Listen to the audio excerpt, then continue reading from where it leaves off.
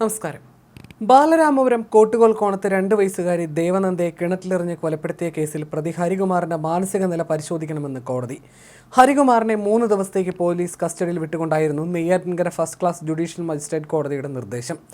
കൊലപാതകത്തിന്റെ ദുരൂഹതകൾ നീക്കുന്നതിനുള്ള തീവ്ര ശ്രമത്തിലാണ് പോലീസ്. അതിനിടെ പ്രതി കുറ്റം നിഷേധിച്ചെന്നും റിപ്പോർട്ടുണ്ട്. കുഞ്ഞിനെ കൊന്നത് താനല്ലെന്നാണ് ഹരികുമാർ പറഞ്ഞുവെന്നാണ് സൂചന. ഇത് പോലീസ് സ്ഥിരീകരിച്ചിട്ടില്ല. പ്രതി കുറ്റനിഷേധം നടത്തിയാൽ കേസ് ഏത് തലത്തിലേക്ക് വേണമെങ്കിലും നീങ്ങും. രാവിലെയോടെ പ്രതി ഹരികുമാറിനെ കോടതിയിൽ പോലീസ് ഹാജരാക്കി. തുടർന്ന് ചോദ്യം ചെയ്യലിനായി 3 ദിവസത്തെ കസ്റ്റഡി അനുവദിച്ചു. പ്രതിക്ക് മാനസികാസ്വാസ്ഥ്യം ഉണ്ടോ എന്നറിയാൻ മജിസ്ട്രേറ്റ് ഇയാളുമായി സംസാരിച്ചു. പ്രതിക്ക് മാനസികാസ്വാസ്ഥ്യം ഇല്ലെന്നാണ് കോടതിയുടെ പ്രാഥമിക വിലയിരുത്തൽ. എന്നാൽ ഇക്കാര്യത്തിൽ വിശദമായ പരിശോധന നടത്താൻ കോടതി പോലീസിന് നിർദ്ദേശം നൽകി. പ്രതിക്ക് വൈദ്യസഹായം ആവശ്യമാണെന്നാണ് പ്രതിഭാഗം കോടതിയിൽ ആവശ്യപ്പെട്ടത്. തുടർന്ന് നെയ്യാറ്റിൻകര ജില്ലാ ആശുപത്രിയിൽ എത്തിച്ച് വൈദ്യപരിശോധനയ്ക്ക് വിധേയമാക്കി. ഹരികുമാറിനെ ഉടൻ സംഭവ സ്ഥലത്തെത്തിച്ച് തെളിവെടുപ്പ് പൂർത്തിയാക്കും. കൊല ചെയ്യുന്നതിന് മുമ്പ് ഹരികുമാർ നടത്തിയ ഫോൺ ചാറ്റുകൾ, ദേവേന്ദുവിനെ കിണറ്റിൽ കൊണ്ടിടാനുള്ള കാരണം, മുറിക്കുള്ളിൽ തീയിട്ടതിൻ്റെയും വിറകുപുരയ്ക്ക് സമീപം കയറ് കെട്ടി തൂക്കിയതിൻ്റെയും കാരണം എന്നിവയും അന്വേഷിക്കും.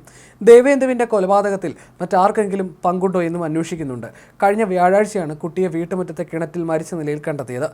ഉറങ്ങിക്കിടന്ന കുട്ടിയെ രാവിലെ മുതൽ കാണാനില്ലെന്ന് പോലീസിന് പരാതി എത്തുകയായിരുന്നു. തുടർന്ന് ബാലരാമപുരം പോലീസ് നടത്തിയ അന്വേഷണത്തിലാണ് കുഞ്ഞിൻ്റെ മൃതദേഹം കിണറ്റിൽ നിന്ന് കണ്ടെത്തിയത്. പ്രതിയെ നയിച്ചത് സഹോദരിയോടുള്ള കടുത്ത വിരോധമാണെന്നാണ് റിമാൻഡ് റിപ്പോർട്ടിൽ പറയുന്നത്. കുഞ്ഞിന് ശ്രദ്ധ കൊടുത്തു തുടങ്ങിയതോടെ തന്നോടുള്ള സ്നേഹം കുറഞ്ഞുവെന്ന് പ്രതിക്ക് തോന്നി. കുഞ്ഞിൻ്റെ കരച്ചിൽ പ്രതിക്ക് അരോചകമായി മാറി.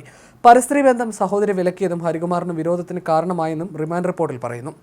Neyyattinkara judicial first class magistrate കോടതിയിൽ ഹാജരാക്കിയതിനു ശേഷം ഹരികുമാറിനെ 14 ദിവസത്തേക്ക് റിമാൻഡ് ചെയ്തിരുന്നു.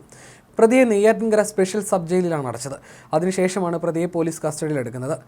പ്രതിക്ക് മാനസിക പ്രശ്നങ്ങളുണ്ടെന്ന് അന്വേഷണ ഉദ്യോഗസ്ഥൻ SP K സുദർശൻ മാധ്യമങ്ങളോട് പറഞ്ഞിരുന്നു. ഹരികുമാറിന്റെ മൊഴിയിൽ സ്ഥിരതയില്ല. ഇപ്പോൾ പറയുന്ന കാര്യങ്ങളല്ല പ്രതി പിന്നീട് പറയുന്നത്. മാനസിക രോഗത്തിന് മരുന്ന് കഴിക്കുന്നതായിട്ടാണ് പ്രതി പറഞ്ഞത്. ഇക്കാര്യത്തിൽ വ്യക്തത വരേണ്ടതുണ്ട്. കുഞ്ഞിനെ കൊലപ്പെടുത്തിയത് താൻ തന്നെയാണെന്ന് പ്രതി ഹരികുമാർ സമ്മതിച്ചതായും SP പറഞ്ഞു. പിന്നീട് ഹരികുമാറിന്റെ സഹോദരിയായ ശ്രീധുവിനെ ജോലി തട്ടിപ്പ് കേസിൽ പോലീസ് അറസ്റ്റ് ചെയ്തിരുന്നു. 2 വയസ്സുകാരിയുടെ കൊലയിൽ ശ്രീധുവിനും പങ്കുണ്ടെന്നാണ് ആരോപണം. ഇക്കാര്യത്തിൽ ഹരികുമാർ നൽകുന്ന മൊഴി നിർണായകമാണ്. ഇതിനുശേഷം ശ്രീധുവിനെയും പോലീസ് കസ്റ്റഡിയിൽ വാങ്ങും.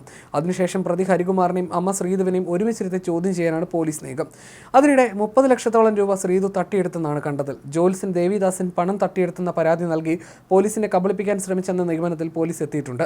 ദേവേന്ദുവിനെ കിണറ്റിലെറിഞ്ഞു കൊന്നതിൽ അമ്മാവൻ ഹരികുമാറിനപ്പുറം മറ്റൊരാളുടെ പങ്കിന് ഇതുവരെ പോലീസിന്റെ കയ്യിൽ തെളിവൊന്നുമില്ല. പക്ഷേ ഹരികുമാർ പറയുന്ന കാരണത്തിലും അമ്മ ശ്രീധുവിന്റെ മൊഴികളിലും പോലീസിന് പൂർണ്ണ വിശ്വാസവുമില്ല.